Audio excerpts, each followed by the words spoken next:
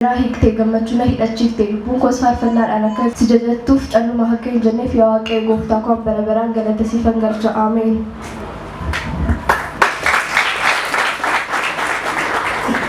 ስሜ ኮኬት መልካሙ ይባላል። አሁን የማቀርብላችሁ ጥቅስ ነው። መዝሙረ ዳዊት ከቁጥር 30 11 እስከ 12 እግዚአብሔር ሆይ ሐዘኔ ወደ ደስታ ለወጥክልኝ፣ የዋይታ ልብሴ ወደ ሽብሸባ ለወጥክልኝ፣ የመቅ ልብሴንም አውልቀህ ደስታን አለበስከኝ። ስለዚህ ዝም አልልም፣ የምስጋና መዝሙር አቀርባለሁ። አሜን።